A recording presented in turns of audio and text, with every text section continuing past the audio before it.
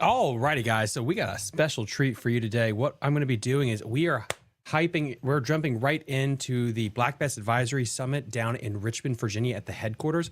So I'm going to share my screen right now and turn up the audio. If you guys have questions you want to answer, you can feel free to put them in chat and I'll try to send them there. Or there's a link straight to the Zoom call right now in the episode description. And so you can do that as well.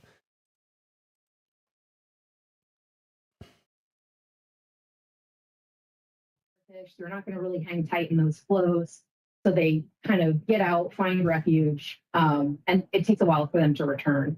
And looking at the numbers that I saw in 2022, where I was able to sample after Ian flushed out, they were really bad. So instead of waiting for, and I did actually try to get out a little bit after the water kind of flowed through this past fall, the numbers were horrible. I couldn't hardly find any juveniles. And rather than kind of put up numbers here that are going to freak everyone out that are not accurate, I opted to not really sample because it's not going to be reflective. So I wanted to kind of show you guys these hydrographs to show you this is what we're working with. And, you know, in 2022, I could not really find where they were holding. And I know that they were holding up there because we saw them a bunch in 2023. So I'm not worried. I am going to sample harder this fall and this summer.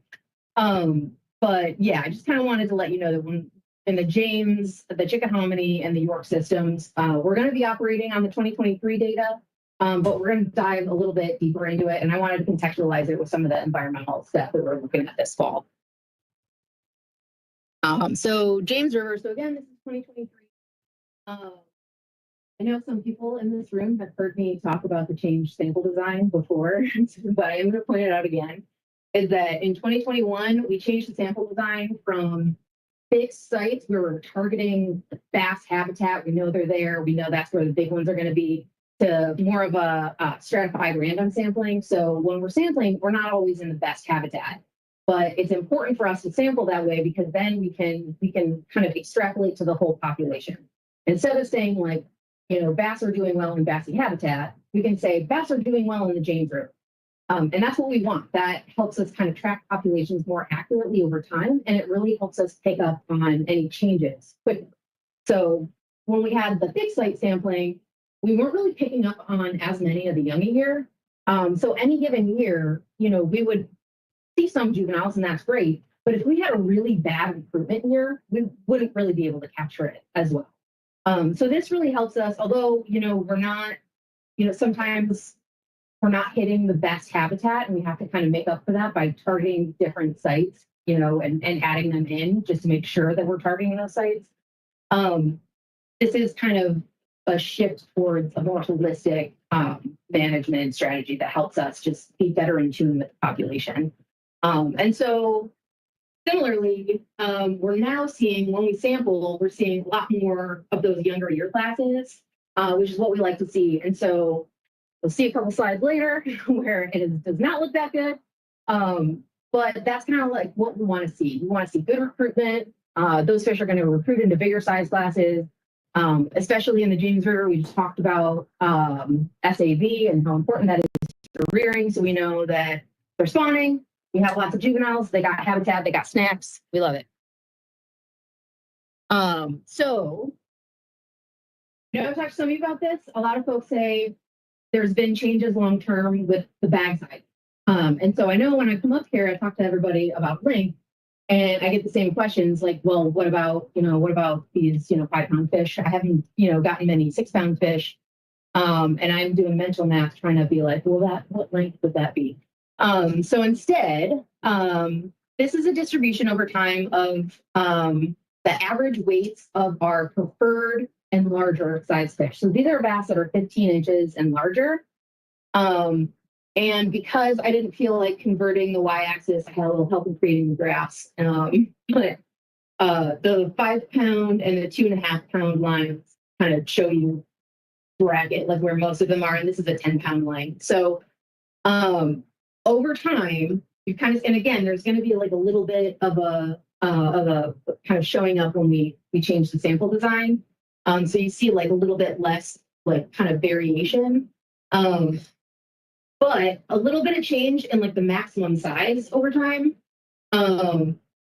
Overall, like not really like kind of hovering around like that same 2.5, like 3 pound mark. So it'll be interesting to see when we do some more targeted sampling in fall 25 where we're hitting more of that adult bassy habitat, if we can get some of those larger fish and get more of a handle on what's happening with those max sizes.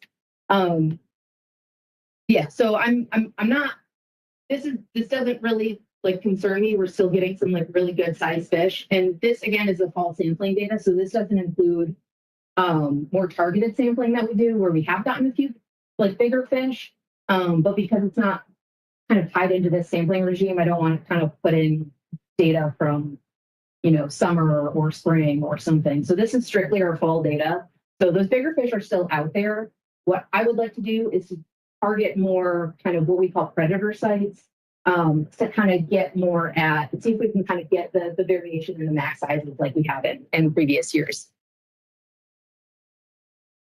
So Chickahominy.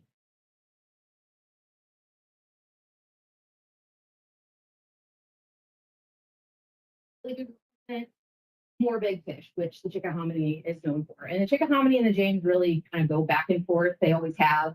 Right now, the Chickahominy is winning.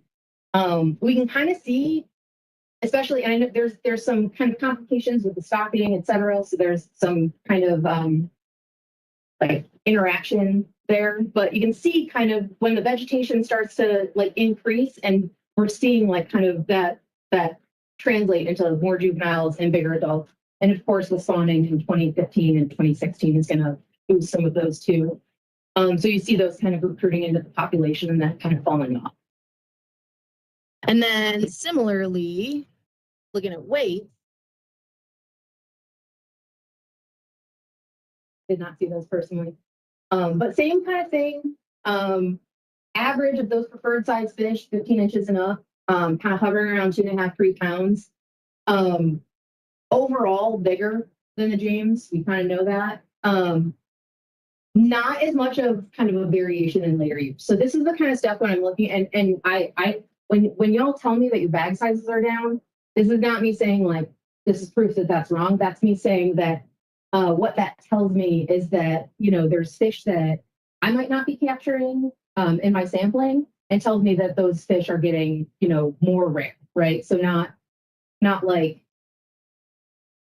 it's hard to capture every angler's experience in brown is what it's coming down to. So what I see when I look at this and when I talk to you guys means that I would like to kind of firm up and focus more on predator sites so I can kind of understand that max size trajectory.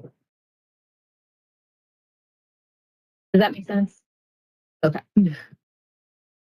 So Pamunkey River. You want like a day of 1 to 2 pound fish and like a pretty isolated river, like this is the gap for you. All over the place, you know. And both the Mattaponi and the Pamunkey are like this. They're all over the place. It's really hard to find a pattern that really works. Kind of 1 and 2 pound fish. Occasional 5 pound fish if you're in really the right spot. Really good recruitment, but one of the things I got really sucked into the SAB maps on the VIMS website, and I would encourage you guys to do the same because it's really cool.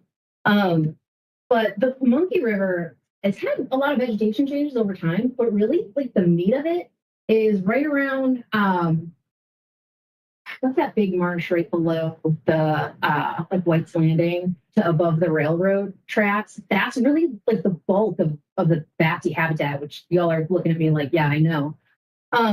And above, it's really like, it looks like there's going to be a lot of habitat. There's a lot of wood. There's a lot of like structure, but a lot of it just really dries up at low tide. There's pockets, there's backwater sloughs where there's a really good habitat, but it's just not as consistent. And when we kind of look at the weight distribution, so this is like a bit of a different scale. So like you're seeing across the board, like smaller fish, which is what we were talking about, a bunch of like 1 and 2 pound fish, some 3s. Very rarely do they get above 5. I could not include the data again because it was targeted sampling. They didn't fit in with this, but I did catch a 5 pound bass up by the railroad track. So they're in there. they're just not consistent. So this is, I can't say enough for the Pamunkey in terms of just being a really cool system to just try to figure out. And when you get on fish, they're there. But yeah, it's just not as predictable.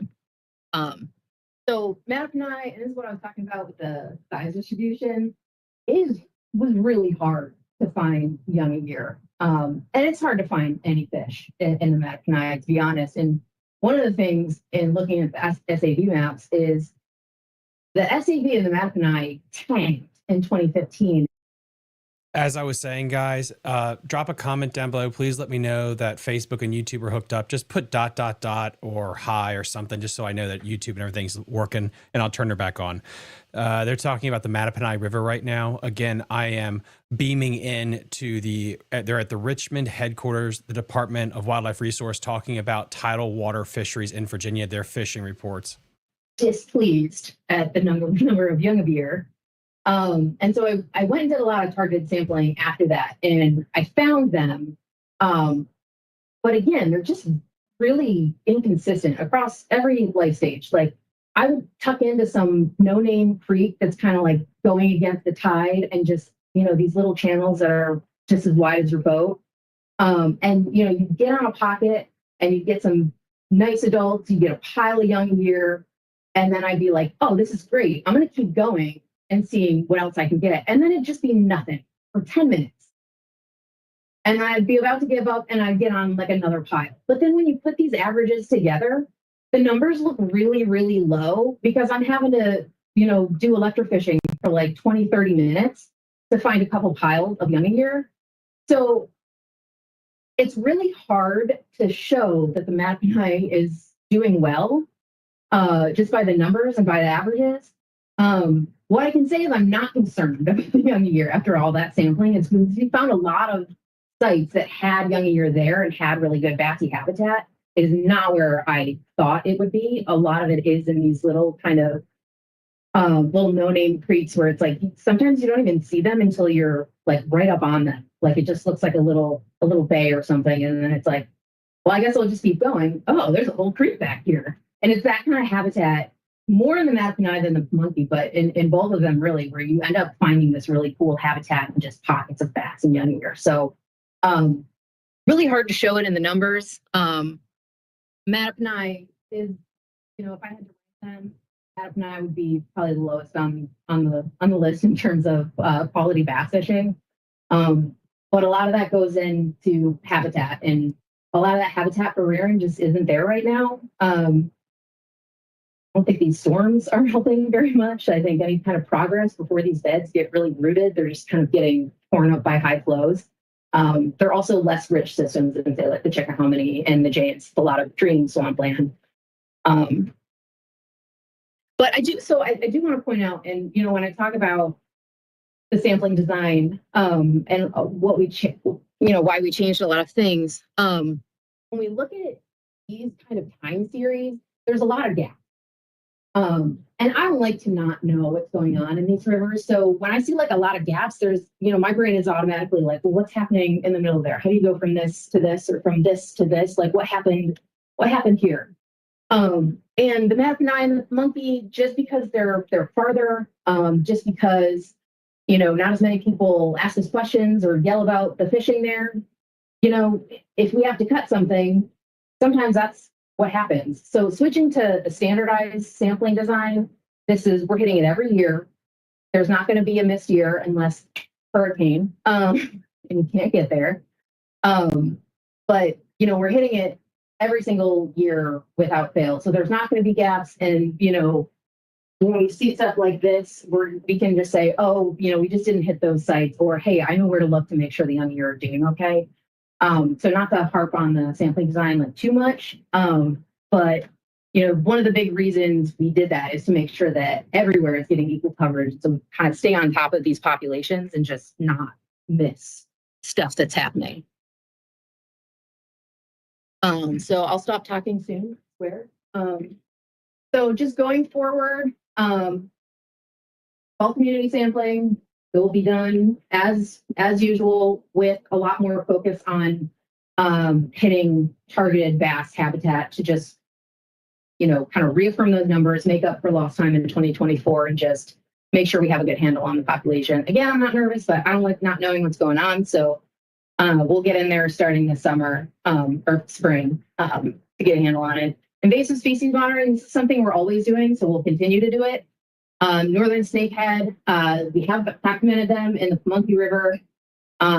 They don't seem to be very established. I've only been able to find them in one area. That being said, if you catch one, please dispatch of it. Yeah, they are very good. Very slimy, hard to clean if you're me, but very good. The Chickahominy and the Appomattox, these are rivers where I just hear rumors that people have found them there. And we've not gotten any credible reports. I'll occasionally get a report from somebody panic, and I'll say, can you send me a picture? And it'll be a walleye. One time it was a flathead, which was fun. Bowfin usually. And so every time I have a heart attack and then I see the picture and I say, okay, cool, we're good. But I regularly hear rumors that, so-and-so's cousin caught one in Chickahominy. And so that's something that we're doing all the time. Alabama bass, always, same thing. So at last year's Bass Summit, which is why I love this meeting, I thought we were really in good shape in the Chickahominy and the James. I was bragging, just being like, this is not a Region 1 problem anymore. We did it. However, what I learned is that anglers are in fact catching them in the Chickahominy. They're just holding deeper, and that's where our gear isn't going to be as efficient in getting them. So I've done some targeted sampling in areas where folks are saying that they've caught them, which is right around like Riverfront Park, like that area. I haven't been able to get them, but one of the guys I was talking to said he was catching them at 7 feet, 10 feet, which my gear is just not gonna be very efficient at getting. Sometimes around like 7 feet, but if conditions are right, but not really usually. So this is my kind of call to action again, where this is not a problem that's solved. Even though they're not taking over anything in the Chick and the James, we still want to know, and we still want them removed from the system. So just kind of vigilance. Also, we have the James River and Fall Line Creel Survey that started last March. Guys, if you are just joining, I am broadcasting here, simulcasting the Tidal Water Bass Summit.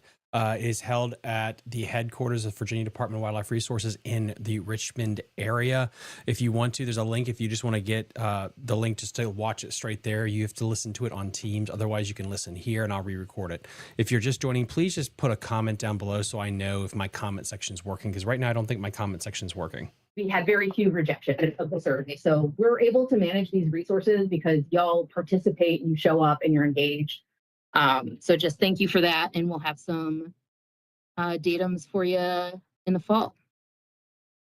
So our Region 4 folks, John Odenkirk, Mike Eisel, and Robbie Willis couldn't make it. Bit of a rush hour commute on 95, plus weather and power outages made that not possible. So I'm going to kind of go over their data.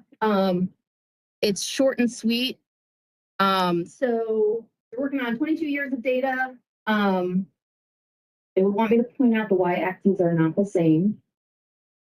But they continue to have positive bass trends. Snakehead catch is down. Thank you guys for letting me know. I appreciate it. Good. Again, if you're in the Rappahannock, eat them. They're very tasty and fun to catch. And they also ran into issues with sampling this fall. So that's going to be kind of a recurring theme. So this is for juveniles. Just amazing. These are like Chickahominy and James numbers right here. So again, like 2024, the most recent, that was that's really good. Again, because of the water. But looking at the years before, just really good trend. And again, a lot of that kind of goes back to the increasing vegetation in the upper Rappahannock, a lot more rearing habitat, and those juveniles bringing into the population. Because again, for adults, and again, this is down, the 2024 is down for the weather, but these are James and Chickahominy numbers here. So the upper Rappahannock above Port Royal, where we see a lot of that vegetation coming in, there's really good recruitment. They're recruiting into bigger size classes. and it's just doing really well. The So Rap, man, it's guys, really on the the Rappahannock upswing. River is on fire. When are A we little gonna? When is that concerned place with gonna get the how reps it the deserves, man? storms came through this fall and how that will kind of translate to rearing habitat going forward, but that's kind of to be determined, and we'll see what happens with sampling this fall. So I am going to switch it over to Scott. But first, does anybody have any questions? Again, guys, you have questions you want me to ask, just put them in chat and I will send them on their way. Or there's a link in the episode description. Quite a few spots. But Wait, they're not making it to that 5 fish reel that they bring in. Are they discontinuing? Some of them still have a problem with harvesting their bass. It's something that's in our blood. It's called something else. Yeah. Yeah, we gotta call it a nuisance or something. Yeah, we'll workshop a word that makes it. Per, I know it's outside your area. 60 to 70% of the fish we bring in now spots. So is there a It's a mess. spot in the Chickahominy where there's been more edges? We're seeing them up in Howard's and Shipyard, those areas. Okay. And like you said, they're not catching them shallow. I mean, it makes sense because the bass population in the Chickahominy is, you know, it's a good population. So I mean, it makes sense that they'd be more kind of in the fringes, and I believe they're deeper water. That's kind of what they are. They're more of a slow specialist. They're a riverine kind of species of black bass. Fortunately, they don't seem to take it off like they have at Curl. Gosh, we don't want to. Yeah, we don't want to. I think it'd be good to kind of get Quality fish we're getting. Yeah, that's good to know. We love that. But it's, you know, in terms of using other sampling methods, it's, you know, you throw nets in the Chickahominy, you come up with gizzard shad and catfish. So it's just not really an efficient way to kind of sample in these systems. So I gotta noodle around on this and just think on it. There's just some better ways that we can target. They're shocking that when we get beyond 7 to 9 feet or something I like see like 7 feet on average, really, but it's Seven's really. it's like, yeah. But I mean, you know, really it's, you know, you can shock 7 feet, your efficienty is going to be really, really low. So it's like, you know, really, I would say like I try to stay within like 5 and close to the shore, just because the shoreline's really very crazy. But yeah, so I gotta thank you for that. To get a rough idea what the size range is on those fish, a lot of pound and a half Alabama bass. yeah, big, small. But my anglers are bringing in their best spot. Yeah. And when they do bring in any spots, you know, nothing goes back down the tube of the water. They go in a separate basket. We're slaying them and giving them to campers in the campground.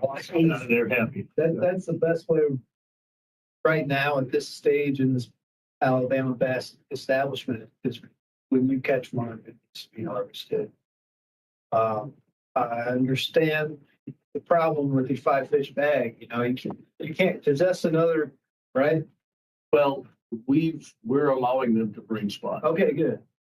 over and above their 5 fish limit. Good. So I mean, I think it's just a good reminder that, you know, we can't be quiet on our side. So maybe, you know, there's a need to kind of put more educational or reminders out there just to remind folks that, yeah. So I appreciate that. May I guess, do you guys think they should put more information about spotted bass and what to do? Let me know. Clint, do you have any comments online? No, because it's a great job. All right. Well, then I'll pass the and we can see about the Piankatank and lower it.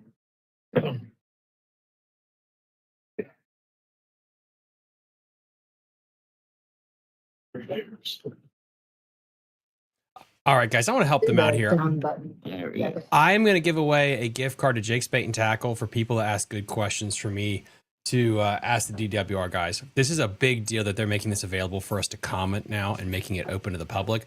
So I'm going to give away a Jake's Bait and Tackle gift card to somebody that puts a good comment down below. Actually, we spread it over 6 days.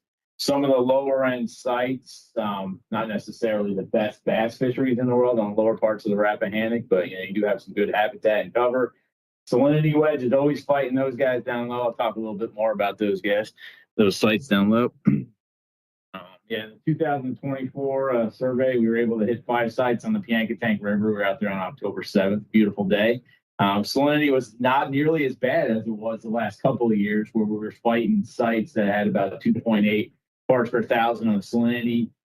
Makes it really difficult to shock fish, to actively keep them in the electric field. You have a lot of fish that are bouncing all away from you left and right, so that anybody who's dipping on the boat has to really be on their ball for the act and getting all those fish in the boat.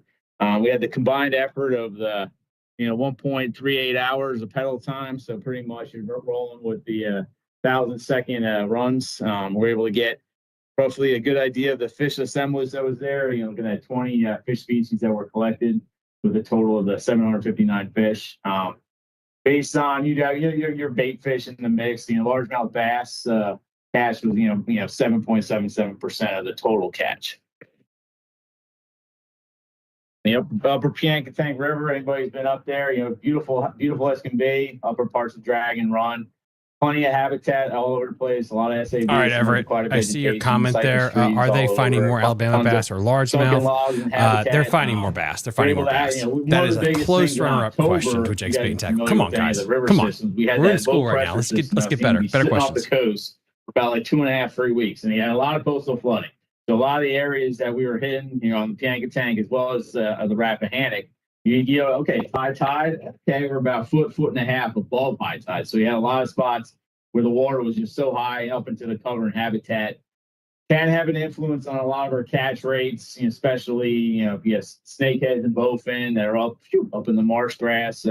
There's limits to how far the boat can travel, but with a lot of these species of fish, they can slide their way up into the habitat and coverage, and we can pretty much shock about 3 to 4 feet outside of the randos and drawing those fish into the electric field. So it's a little bit trickier at times.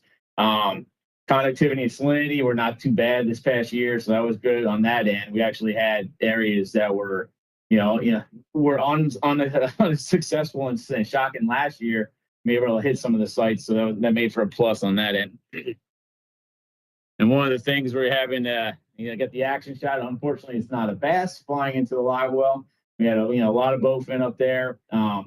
Hitting that littoral edge there, basically you're trying to sit in about 2 to 4 foot of water. Mario was talking earlier about a lot of spots where you try to sample doing the shoreline surveys. And you're watching for a lot of submerged habitat. Then again, guys, if you don't want to listen to my coverage, link in the episode description. You can go straight to the team's chat room that they're having this. They're on the Piankatank River right now.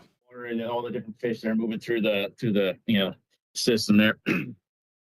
Here's a breakdown of all the collection that we had. Of course, bowfin number 1 again. We had 202 of those collected. Largemouth bass had a decent showing this year. We were able to get 59. Anybody who was at the meeting last year, I was kind of like, we had 22 bass that we collected in the fall of 2023, and that was over the course of sampling 9 sites. That was pretty darn poor on that end. So we're sort of happy with the 42.5. I didn't round up to 43, but we'll call it 42 fish per hour. So that was pretty decent on that end. Bowfin are always still the apex predator in the system. Just they're a native fish species. They've been in there for millions and millions of years, and they're part of the system. So everybody, they tie your spinner bait into knots, and go buy another one. But that's how it goes on that end. One of the things that was really interesting is the high concentration of bait fish that we were collecting, the eastern silvery minnows along with the juvenile spot. So there was plenty of forage out there. Some of the white perch were decent size, but you still have some of the juvenile white perch, although not a preferred prey source for largemouth, but largemouth will eat them given the chance. So you can kind of see the different species that are played out there. Alex McCricker's not here, so I'm sorry. I gave him pictures of the 2 juvenile striped bass we were able to collect. So the juvenile striped bass are not looking good on a lot of the tidal rivers. So it's kind of a sad end on that, seeing those guys in such low abundance. And if anybody who fishes the Piankatank and knows where all the yellow perch hang out, I'd like to be your new friend. So we had a hard time finding them as well. Hey, Fierce Yak Fishing, what river specifically? So I can put that question in the comment. Hanging in the deeper channel cuts, any of the deeper holes in some of the bends, but usually with we encounter some along the shoreline sites. They might not necessarily be the biggest catfish in the world, but there's been an increase in the commercial activity, the commercial watermen that have been working the upper parts of the Piankatank River as well as the lower ends of Dragon Run.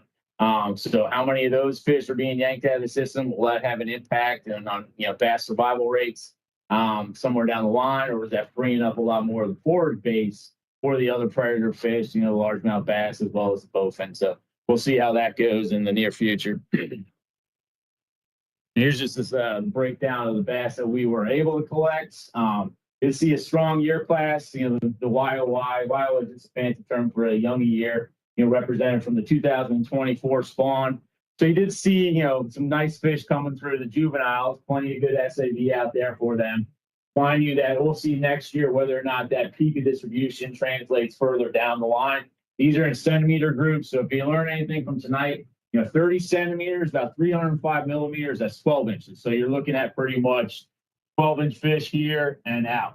Preferred size fish, we always like to say 38 centimeters, that's 15 inches. So a lot of times that we do the CPU of P, the preferred fish, that's ranking in there at 4.3 fish per hour. So, it's not great. Sometimes on Chesden, I'll have 65 to 70 preferred fish per hour. And Chesden's a whole different system than, the upper Piankatank, but that's how it goes on that end. With some waters, a lot of it depends on the sample day that you're hitting these waters. We always like to tell everybody it's a snapshot photo of what you found at a given water body on that day. So things can be influenced with tidal flow, ripping through the system, storms that come through, a low pressure that system that pops through, or clear bluebird skies. Right? The fish all go deep, or temperatures on the water column. So a lot of factors come into play in a given survey. In an ideal world, it'd be kind of cool to sample if we had enough time, money, and effort and manpower. Have multiple surveys where you can kind of, we did this with some of our small impoundments several years back where, we sampled the lake 4 times over the course of the spring. So you can see the transition of fish at different stages. And then we did that in the spring. So that was kind of interesting seeing the bass in that transition stage for the pre-spawn, spawn, post-spawn. So a little bit different on the tidal rivers, especially when we're sampling in October. And one of the things that I had fun with this at the end, there was the Piankatank River slot machine.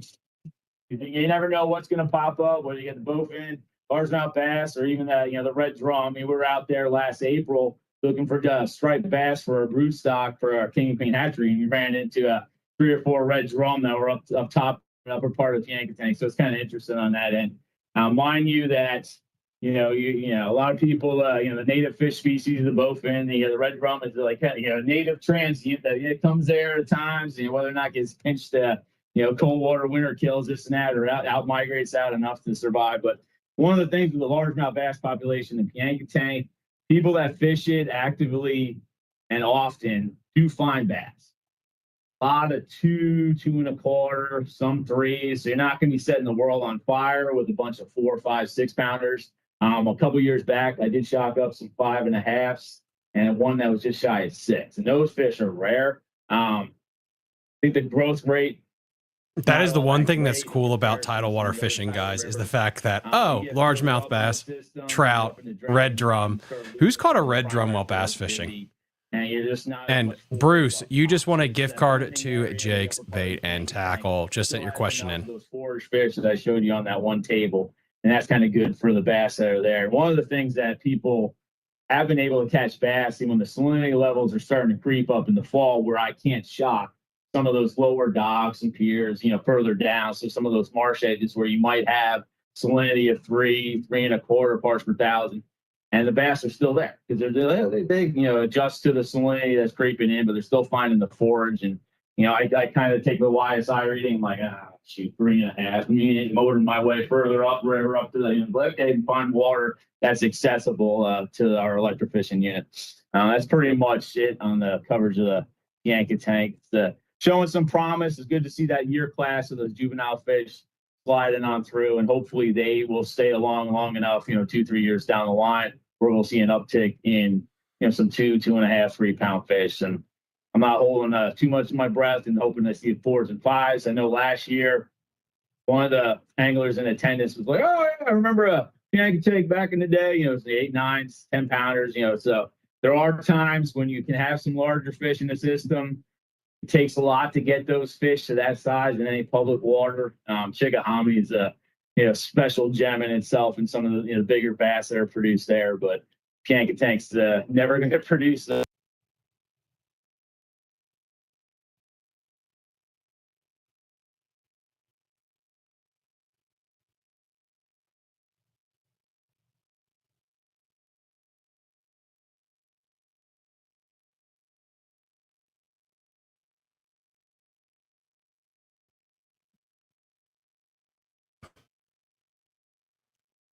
Please hold.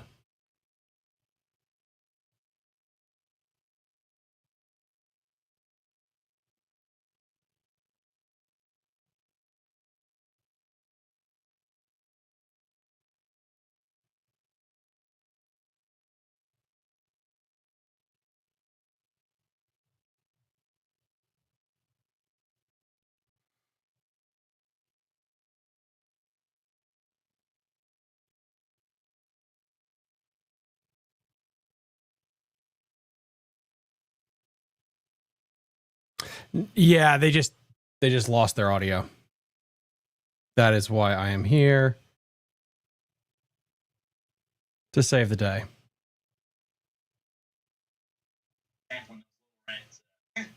Just running through the parking lot with at night. So you gotta be careful on that. 26 survey runs we're able to conduct. Each survey was 1,000 seconds. That's pretty much our standardized time. Total effort, the 26,000 seconds. Looking at that, a little bit over 7 hours of full effort. This year we did not do any just predator runs. We did full community survey runs for everything that was out there. So people that came out were like, "Oh my goodness, all the bait fish, this and that." We put into the live well, but we did get a good assessment of everything that was out there species wise. And here's a master table, so you can see, hey, the Atlantic menhaden, looking pretty good on the juvenile fish. So one of the things, if you're going to pick up anything from this chart, this table here, is there's a lot of prey species. Menhaden, eastern silvery meadows, juvenile spot, gizzard shad made a good presence. A lot of those gizzards were a bit of a larger size to them. Mind you, not too many of the bass in the Rappahannock are chowing down 13 to 15 inch gizzard shad. So we didn't see too many juvenile shad. We're not really seeing lots of those juvenile shad in our surveys. Happy to see that largemouth, although percentage-wise, I broke it up, percentage of catch, hey, you're hanging in sixth place there. You managed to squeak by the yellow perch population, which has some really nice yellow perch on the Rappahannock. Anybody's been out there, there's some solid, 11 to 13 inch yellow perch, and they're probably getting real itchy to try to spawn soon. But it just gives you a rough rundown of different species that are out there. Some showed up more than others, and you're on the left side of the table, you're looking pretty good. Right side in there, you're dwindling numbers, and you're there in some sort of presence. Kind of like, if Alex was here, be like, hey, look at the striped bass. Boom, got about 11 inch striped bass just below Port Royal on the sites we hit there. So kind of one of those things. Snakehead numbers were down. They were probably the lowest I've seen over the last 4 years, the last four fall sampling. Did not find many juveniles. Some impact from that high water. Definitely could have had some fish way up in the vegetated edge of the grass hiding from us, but kind of one of those things where the different breakdown of different species. So and you're looking at just a quick little breakdown. Yeah, we had 174 bass and catch rate, 24 bass per hour. Little bit of a decline from the 2023 survey, unfortunately. I'm not going to sugarcoat it. Catch rate was down a bit. Of course, I'd love to see that catch rate, 55, 60 bass an hour. But hey, we have 24 this year, but that's how it goes. The catch rate of the younger fish, when we say younger fish, we're looking at a 20 centimeter mark.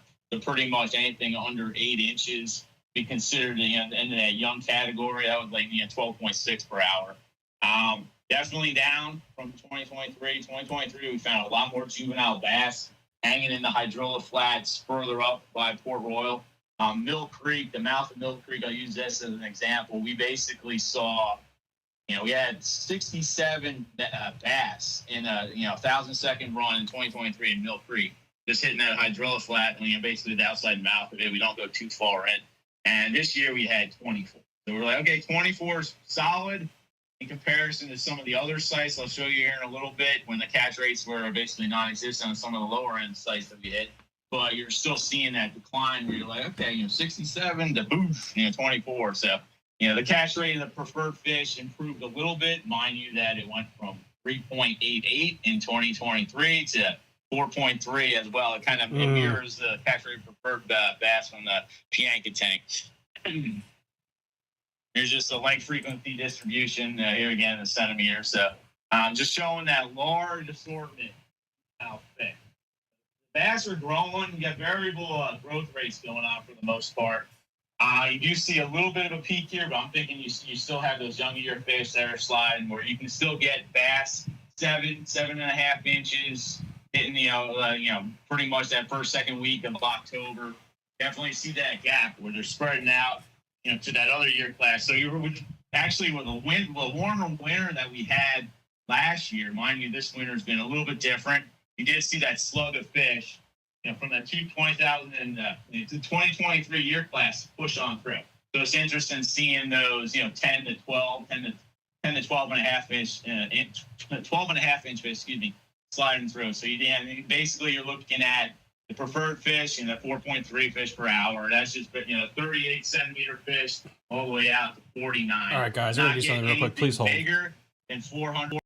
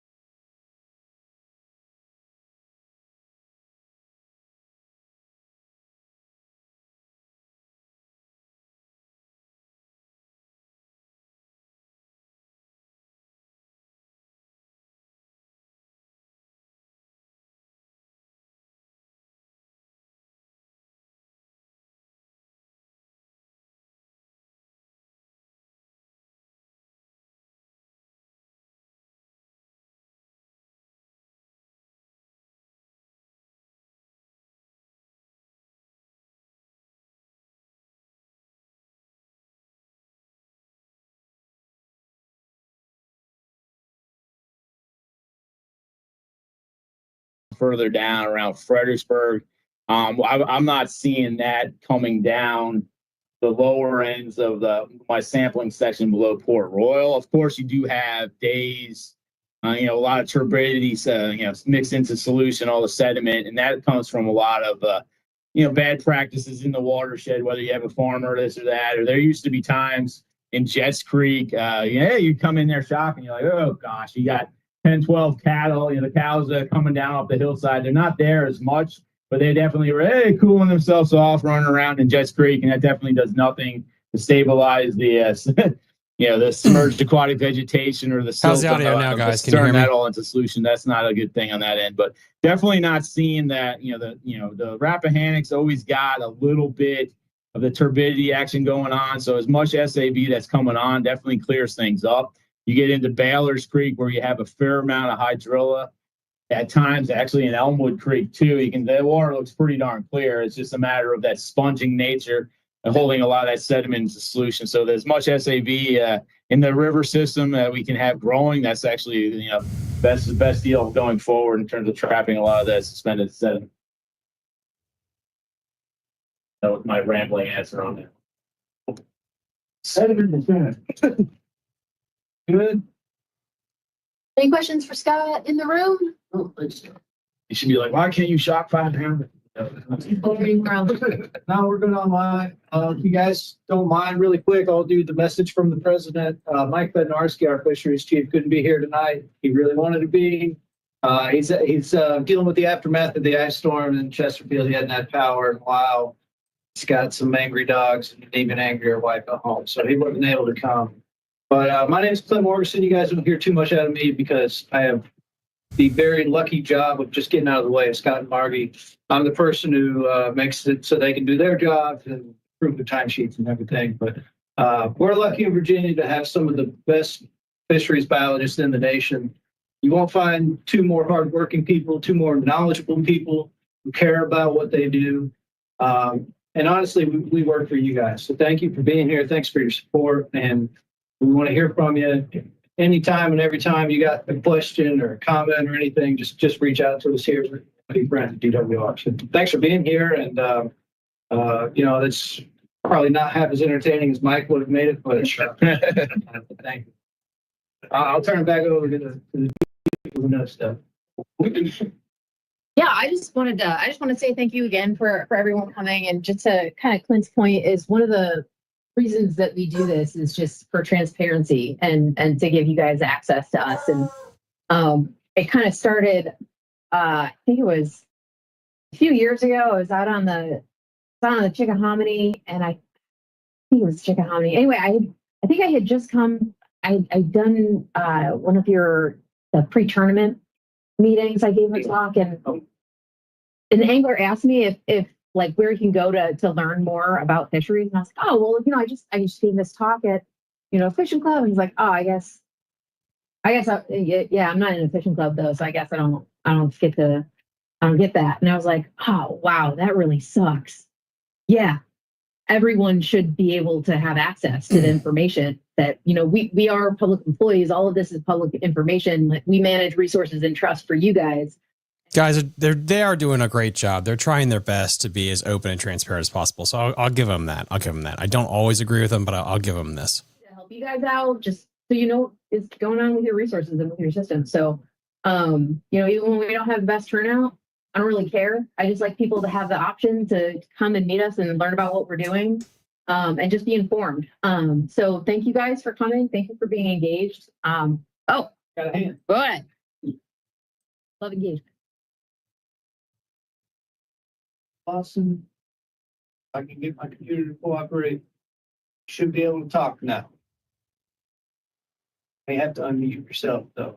I made it so you can do so. This is what happens when we try to get technologically fancy. It might be a setting on the meeting. But I have the option to make it so we can talk. So Steve Lawson, if you can hear me, unmute your microphone. And you should be able to talk. And guys, Hello? guys, again, if there's a Hello. question you want me to answer before they go, let me know. Back Bay and North Landing and Northwest are, with a lot of tournaments and stuff held there. And we've seen, been fishing it for probably 30 years. And I just want to know it was bad and then it got really good again 10 years ago. And now with a lot of fish being pulled from there and moved and taken out because the tournament anglers, I'm wondering what the status of it is and if there's anything that's going to be done to help it. Interesting question.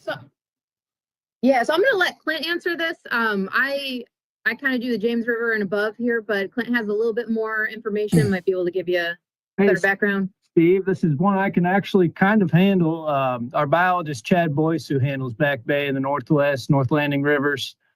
He's not here today because we don't recognize moon tides in the Tidal River Summit. It sure does get fished a lot.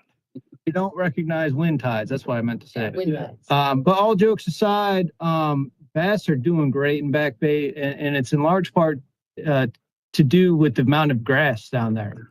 If you've been on Back Bay lately, holy smackers. I understand that the tournament situation down there can maybe have some optics that may look one way or another depending on where you sit. But right now, the bass are doing, from our end, the bass are doing good down there. Yeah, I've been fishing it since 1973 and seen it in its prime. A couple of guys in our club have been fishing it when Jeff Dane, the tackle box, was filmed out there. And then in the 80s, it was flooded with salt water and pretty much killed it. But God, it's been brought so well. I know there's been a tremendous amount of effort to bring it back, and by God, it has. But we also know that there is a ton being taken out of there and not being re-released. Like, all of my tournaments and stuff, anything we do there is put back immediately right back where it's caught and not removed from it. So just curious as to... What's this guy's name? I've seen a decline into it in the last 3 or 4 years. And I think because it's been getting more tournament pressure. I don't know if I agree with that. I first of all, don't want to see Back Bay decline because right now things, like I said, things are good. We have had some extremely dry years, which is great for the grass, but sometimes affects the salinity levels down there, and higher salinities can affect largemouth bass reproduction as well. Not something we want to see, not something I know that's happening, but just strictly conjecture on my point. But our biologist is very, very tuned in to Back Bay. He is Back Bay. I don't know if you've ever talked to Chad before, but but yeah, we're aware of what you're talking about, and we've actually invested a lot of work recently into actually studying the genetics of largemouth bass in Back Bay. We have what we think is the northernmost population of native largemouth bass in Virginia, or in the East Coast, where we're pretty sure most of the bass in the Atlantic Slope were released in the 1800s. We think these are actually Florida bass that we just, due to a lot of extensive genetic testing with our partners up and down the East Coast, we think they're native. It's the northernmost range of the native strain of Florida bass. I think I talked to Chris down in North Carolina. He's the biologist, one of the biologists there, and some of the reports that he's relayed to me were probably the Florida strain was like 80%, and that's not what they were looking for. Does anyone know who this guy is?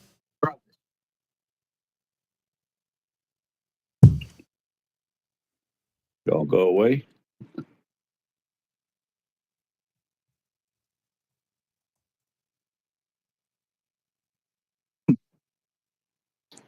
Did I lose you? I think their connection's getting a little bad, guys. Remember, the region director and now the state president for Bass, I've had a lot of discussion with Chad. Really strong opinions on fish being caught in Back Bay and taken over to North Landing or to Northwest. Bob's Fishing Hole out of Northwest River holds 3 tournaments a week. They do a Saturday tournament, a Sunday tournament, and a Wednesday night tournament for about 9 months out of the year. So So there are a lot of bass being taken up in the Northwest River. A lot of those fish come out of down the North River and out of Sound, out of Currituck Sound, but some of them do come out of the Back Bay. I had talked to Chad a couple of years ago about why the fishing at that point was at its peak. It was so good down in that area, and if it had anything to do with the amount of unbelievable amount of white perch. Mostly had to do with. It's that guy's connection. So I just want to chime in there real quick. I mean, he makes up an interesting point, and we've talked about this on the channel 1,000 times about tidal estuaries with a lot of saltwater in between and moving fish back and forth. Maybe that is one situation where catchway release could potentially be better. Or is there a bigger boat ramp in Back Bay that could be used to, like, hey, have some tournaments there to help reload the population, make that the home base potentially, is a thought process. Let me check in to see if the audio got any better. If you had 15, 16 pounds in the tournament with a 5-pound fish, you were going to be down in 8th or 9th place. Because the fishing had improved that much. Yeah. I haven't been down there for the last 2 years because I've got gas now, so I'm not sure what it was like this past year. But we study the. I say we. I get to say we, but it's Chad. Chad studies that population very, very closely, and a lot of what we do is looking at the population as a whole. Or we take the long term view, right? I'd like to say we deal in averages, not absolutes. And so what we're looking for is the amount of mortality or fish removal that a population can sustain. And you guys are no strangers to the fact that bass don't see a lot of angler mortality. People want to keep their bass alive, and that's great, but some mortality is actually good for a population. Some of those fish need to die. Honestly, it's just like deer. You cull the small deer, your big bucks will get a little bit bigger. I'm not saying we need to do a lot of mortality all the time, but some populations can sustain that. So that's something that we have been looking at in respect to this exact situation is if that's a level of mortality that Back Bay can sustain. And, right now the conditions are such that bass are doing great. So it hasn't really had a measurable negative impact that we've been able to see in the near term. But again, that could bear out differently over the next few years, depending on environmental conditions and angler pressure. But that is like when we talk about, like when we were talking about like bag sizes in the Chickahominy and the James, right? Is that your experience isn't always going to be reflected in my data. And that's why, it's really important for biologists and anglers to talk, is because we have different and complementary ways of engaging with the resource. So there's some things that you guys are picking up on that isn't showing in our data yet. That's really good for us to know, because then we can look into it a little bit further and figure out what's going on. And so, it's the same situation here where it's like, well, we're not seeing a population level effect. So, we're not getting worried. And just like we did the tagging project in the Chickahominy, right, where it seemed like all of these bass were getting translocated to Osborne, and how could that possibly not have an effect on the population? Well, it turns out that, I think it was like ended up being like 3 or 4%, where it's like, it's got to be up to like 15% to really have those population level impacts. But it doesn't mean that locally it's not affecting someone's like favorite spots or, their individual experience on the river. So anytime we hear this stuff, it is just kind of cause for more thought, more investigation, and consideration for what we're seeing. So that's a very long-winded way of saying thank you for that, and to you guys for all the information that you've shared. I got 2 more online here. First up from Chip, maybe a little off topic. I like off topic. What is the position plans for DWR in creating more canoe kayak access in the smaller tributaries of the York drainage, like the South Anna and North Anna rivers? We just had the Ashland Roller Mill Dam removed. I like that a lot. And it would be a shame not to have a legal way to access the South Anna by boat. I agree. This spring, a bunch of us are looking for shad and river herring moving upstream of the old dam location. So are we. We're looking for that. We're really, really excited about the Ashland Mill Dam coming out. To address your question, hopefully you can hear me. That dam came out after about 30 years of effort by DWR. and partners, the Ashland Mill Dam. It was actually removed for mitigation credits, so industries can buy those credits when they have an impact on the environment.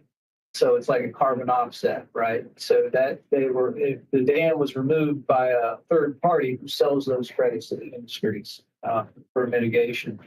I think we are in desperate need of more canoe kayak access on those smaller trips. I'll say that DWR is not flush with cash at the moment, but maybe next year buy 2 fishing licenses. And, You hear that, guys? we may be So able to get casting for somewhere. conservation, baby. They don't have the money to put in boat ramps, but that's something we're going to try to do in 2026. I know that our capital programs manager is sitting in the seat over there, but but yeah, I agree. That's something that we have a prioritization every year, places where we need access and need attention to for our constituents. As the person responsible for assembling that for this region, it's definitely going on my list. And then Thomas, yeah, I'm gonna make it so you can speak.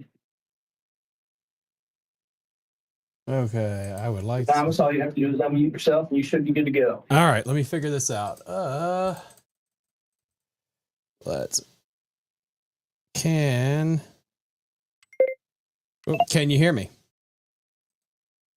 Hopefully they can hear me over there. Repeat that, Marty. Thomas, if you might be muted. We can't hear you on this end, but you should be okay to speak once you unmute. All right, how about now? This is precarious. Hold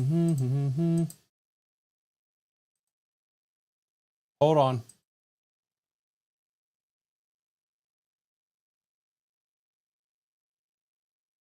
To comment on a lot of the canoe kayak access areas, a lot of the idle access. A lot of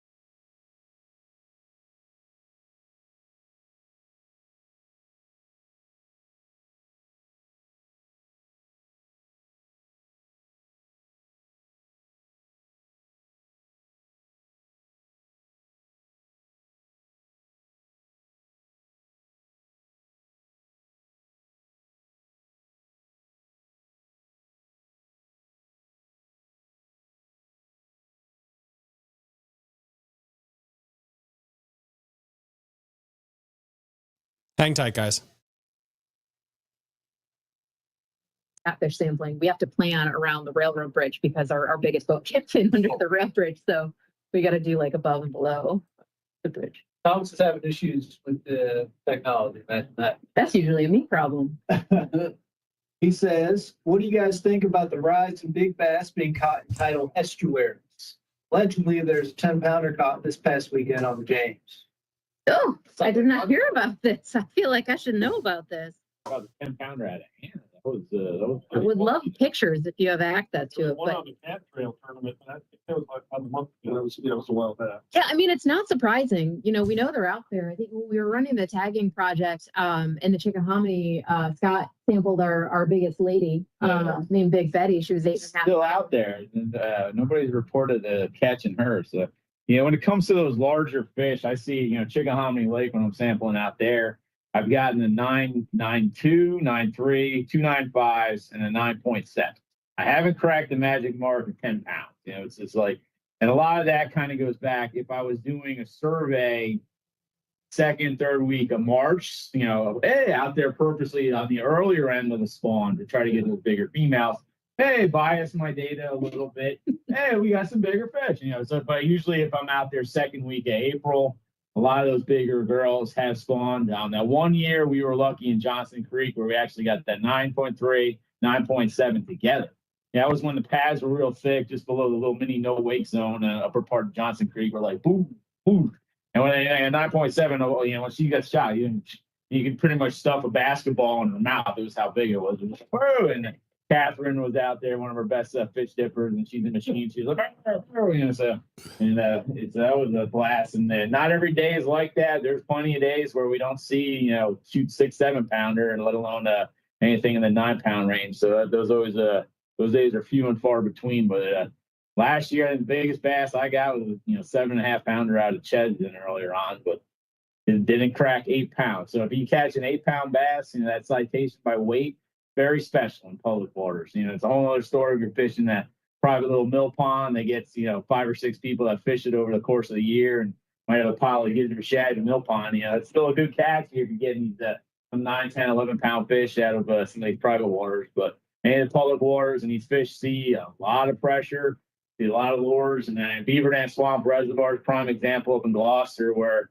you know, a lot of people fish there, a fair number of tournaments cycling through, and you know, a third of the bass that we put in the live well, it's just like, okay, somebody's been caught before. You see the various hook wounds, this and that, but you know, those fish, you think about how many crankbaits they might have seen in any given day, let alone over the course of the year. Of course, they're not going to remember what they saw, you know, 7 months ago, but they do get a little hook shy at times. But yeah, and I'll say that too. I mean, the habitat is there, you know, and like I talk to people all the time. Like last year at the meeting, there was a guy that was saying, like, you know, decades ago he fished the Piankatank.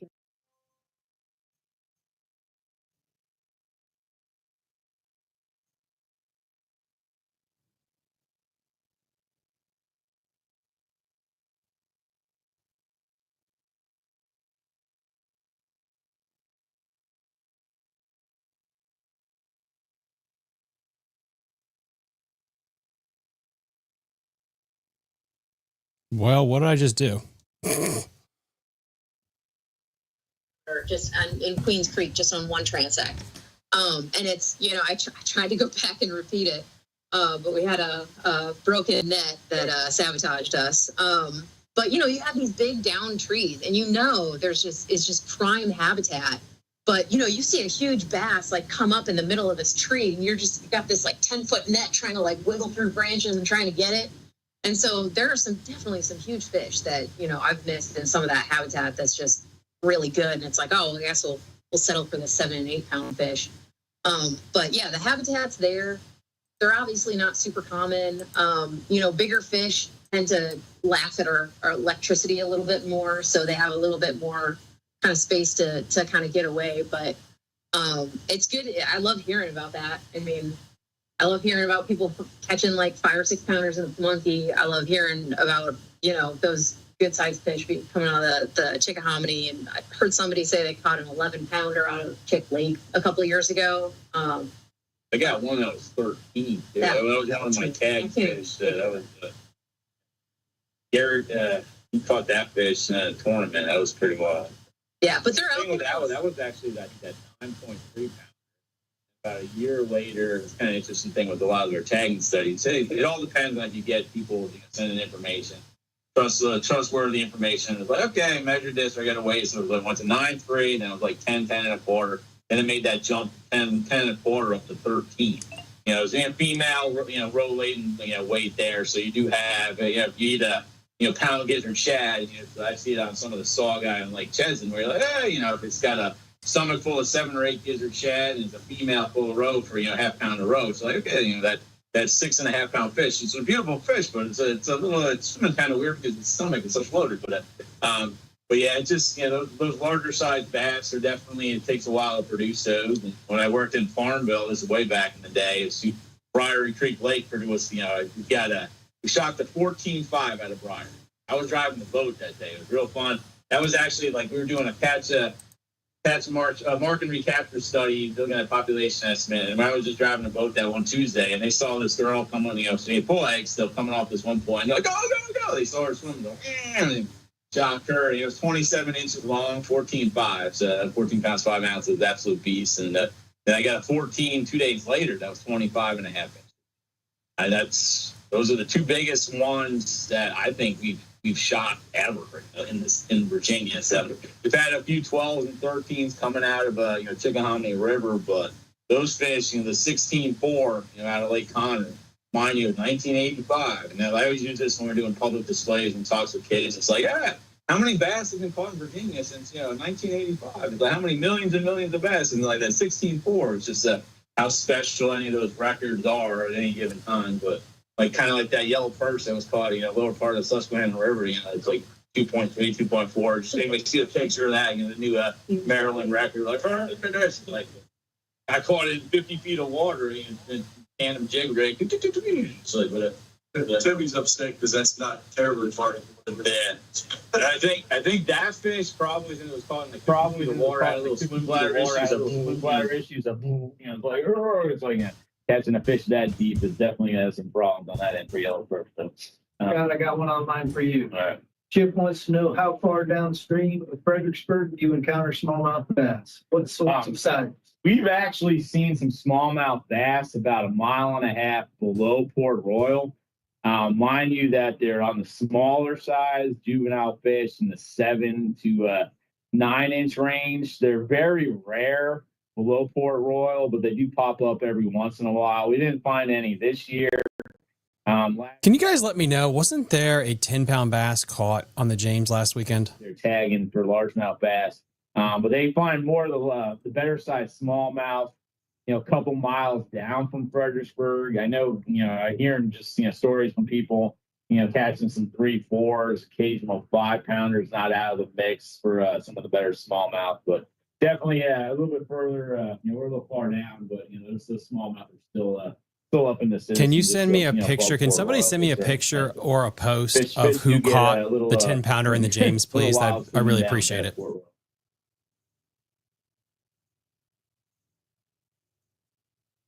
All right. Well, yeah, thank you guys so much for coming. We'll wrap it up. You guys have Scott and I's contact info. If you think of questions later, feel free to reach out. We always love hearing from you guys, and appreciate any pictures of 10-pound fish always. When's that tournament you guys coming up? We're doing one. I'd like to say it's September. Okay. That's our schedule. You can line it with or not. Maybe get out. There you guys have it. That was the Black Bass Advisory, the Black Bass Summit for Virginia. This was the second one they've ever done. I really let them know that you listened to it on Fishing the DMV because the fact that they made this open to the public is a big risk for them. Just from a government entity to put themselves out there like this is what we want our government to do, and just to applaud them when they do things like this. Whether we like the information or not, let's at least say like, hey, thank you for doing this. Thank you for putting this out there. We really appreciate it. Dude, some interesting things that they brought up, man, we got to really think about. The Rappahannock is on fire. Do we need a shock there? I think the Rappahannock River is you're not going to catch, 30-pound bags for your best 5, but there's a lot of bass in there. And pound for pound, man, the frog bite there is legendary right now. The York River, and then, of course, Back Bay. The rivers they were really talking right about now is from the Rappahannock down. You can go back and listen to it again. I apologize for the audio issues. I don't know what in the hell was going on tonight. The gods have not been happy with Tom this past week. This past week has been brutal. So hopefully this means the monkey's out of the box or whatever, and we can get back to some kind of normality here. But anyways, that's fascinating. And then Back Bay, the guy brought up an interesting point there about tournaments in the Carolina areas and different rivers pulling fish out of Back Bay. And could it potentially cause some issues? Potentially, yeah, I could see that being a problem. But, let's just be honest. I think when they mentioned all the grass and the years that you had, it was very dry. It means the grass explodes in growth and area that it covers. So it makes it a lot harder for fishermen to fish. The fish can hide a lot easier. You're not going to be able to electroshock it as well. That could be one reason. The salinity levels could be another. When it's really dry, you have higher salinity. The fish just can't handle it as well. So that's another issue there. And then I think you put the triple threat of the third thing, which is, hey, listen, people are taking fish out of there. Now, one thing you could say is the salinity level different in the James? Because people have been worried about boats taking fish back and forth. Could be a thing. Could be fishing pressure as well. It's just getting beat up more. Therefore, there is a problem. I don't know. I think that's fascinating. That was a really, really interesting. I don't know. What do you guys think? I mean, if you take fish and pull them out of Nanjemoy, they're not going back to Nanjemoy. I really don't think that. I could be wrong. Could be the biggest idiot in the room saying that. But that's why I think Nanjemoy is very cyclical and Potomac Creek is very cyclical. When it has real port tobacco, very cyclical. When the vegetation is in there and you have a good crop of fish that haven't been molested, people will go down there and crack a really big bag when a tournament. It gets pillaged for a while. That makes sense logically. I think it's also the size. I really do. You know, Nanjemoy Creek is not the same size as Back Bay or the Chickahominy River. So does that mean that area is a lot more inclined to being beaten up and bullied by a couple of anglers compared to, again, the Chickahominy River or Back Bay? I don't know. I'm just an idiot. I'm just a talking head that's on the old Facebook and the old YouTube. I want to fish the Rappahannock, though, a lot more than usual. I really do. That place looks really, really cool. The frog fishing there is just legendary. Bruce said if I come down, he'll kind of show me some of his spots. I'll definitely get down there this summer for the frog fishing bite. And Back Bay is another place that I really, really want to fish too. So after I find a job, we'll be doing that though as well. Guys, what do you think? What do you think the next big thing is? Oh, here we go. Do you think the Rapp will produce bigger bags as time goes on? I do, Everett. I really do. Now, again, the thing we have to think about is just genetics too. Like the James, the genetics in there, you have a mix of the Florida strain, the F1, and then the Northerns. So that induces it. But there was a huge fish kill on the Rapp in the early 90s, I believe, guys. And so that really dropped the population down. And so it's now on the back end. The river is smaller, though, than the James. So do I think it would have the number of big fish the James would have? Probably not. But I think it's only going to go up from here. I don't know if you fished the Rappahannock before, but sucker's tiny in areas. There's a lot of areas you fish that are good bass fishing areas. You could throw a baseball across the river. Like and I'm saying like I got a beat up shoulder from 3 shoulder surgeries and it's still a problem. So yeah, I think it'll get better, but I don't think it'll ever be like the James or Back Bay. Now, snakehead wise, the Rappahannock right now is legendary for the snakes. And I know snakehead guys like to guard it, which I don't blame them. You know, if you're a passionate snakehead angler, that's something you really want to guard and make sure everything goes down with them. And just to replace what is there, and the handicap boat ramp is a little pricey. I'll find out the exact price. Let's see. I don't know that okay, I just read these out of order. I'm sorry. I don't know that it isn't just a simple process to put in a kayak launch.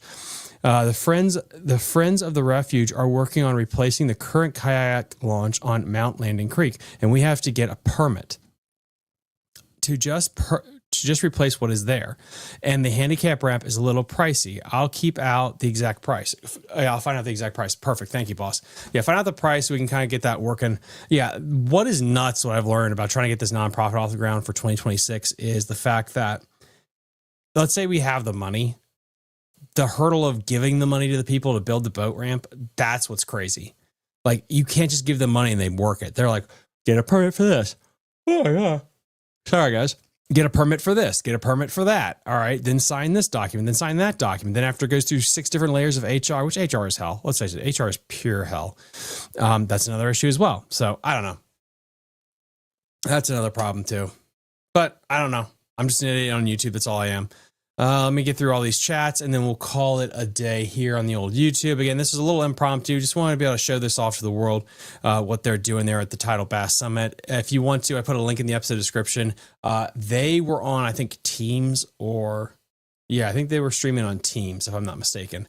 So I don't know if it has rewatch value for the video, but they might have it, which would be really, really nice. Let's see. Where is the best spot to go fishing on the Rapp? Around Port Royal or up. Yeah.